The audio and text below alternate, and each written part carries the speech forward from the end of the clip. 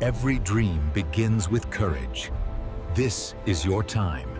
Welcome to Freedom to Succeed. It was a Thursday morning when everything collapsed. Jack's main client, a trucking company that brought in 70% of his business, filed for bankruptcy. Overnight, his income vanished. The bills, the rent, the debt, they all came crashing in like a tidal wave. That evening, Jack sat in the garage alone, surrounded by silence. He turned off the lights, stared at the oil-stained floor, and thought, maybe this is the end. His phone buzzed. It was his sister, Emily. Greater than, Jack, Mom's in the hospital. It's her heart again. Jack closed his eyes. The universe seemed cruel. Every time he tried to stand, life pushed him harder to the ground.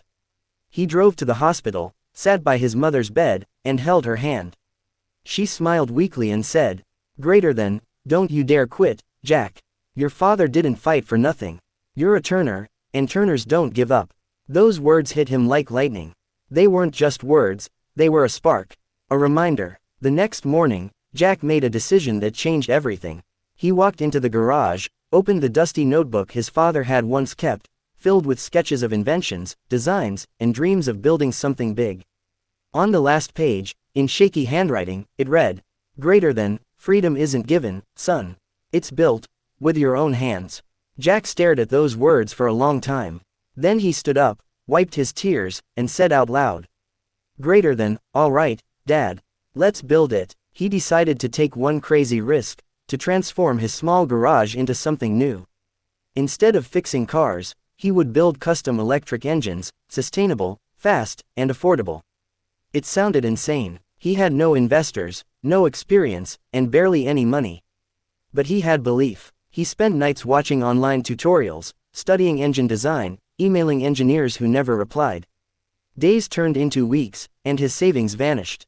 Friends laughed, people whispered, and even his sister said he should be realistic. But Jack didn't stop, because deep down, he knew, if he quit now, he'd live the rest of his life wondering what could have been. 3 months later, Jack completed his first prototype. It was ugly, wires hanging, battery duct taped, but it worked. The sound of that engine roaring to life was more beautiful than any music he'd ever heard. Jack recorded a short video of the engine and posted it online. He didn't expect much, but by morning, it had over 50,000 views. People were amazed that a small-town mechanic had built a working electric engine from scrap. Soon, a tech blogger reached out. Then a local news station. Within a week, Jack's garage was filled with curious reporters, students, and even investors. For the first time, he felt it, freedom. Not the kind you buy, but the kind you earn. But success never comes without a test. A month later, his prototype exploded during a live demonstration. No one was hurt, but the investors backed out instantly. The media turned their cameras off, and people laughed again. Jack's reputation crumbled overnight. He went home, locked himself in, and didn't step out for 3 days. His phone buzzed again. Emily this time sent him a message that simply said, "Greater than, remember what Mom said." Jack looked at the wall where he'd hung his father's old dog tags. He took them down, clenched them in his fist, and whispered, "Greater than, you said freedom is built, then I'll build again." He returned to the garage. This time, he worked smarter. He studied his mistakes, redesigned every bolt, and found better materials. He didn't sleep much. Coffee and determination were his fuel. 6 months later, Jack launched his new prototype, the Phoenix 1. And this time, it didn't fail.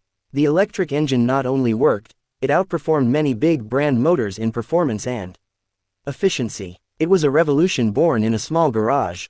Soon, an eco-innovation startup from California contacted him. They offered to fund mass production of his design under one condition: he would have to move to Silicon Valley and lead the project himself. Jack packed his few belongings, looked one last time at the dusty garage, and whispered, "Greater than, Dad, we did it." 2 years later, Jack Turner stood on stage at a global tech conference in San Francisco.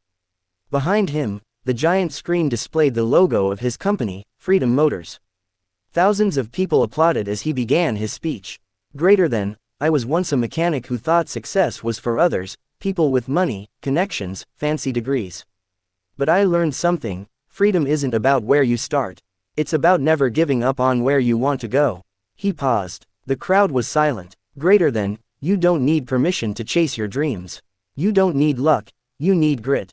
You need the courage to keep walking when no one believes in you. Because success isn't about winning. It's about refusing to lose. Tears filled his eyes as he looked up, imagining his parents in the crowd. Greater than, this one's for you, Mom. And Dad, the freedom you fought for lives on. The hall erupted in applause. Jack smiled, feeling something deeper than success, peace. Years later, Jack's company became one of the top innovators in clean energy. He opened free mechanical training programs for young people who couldn't afford college.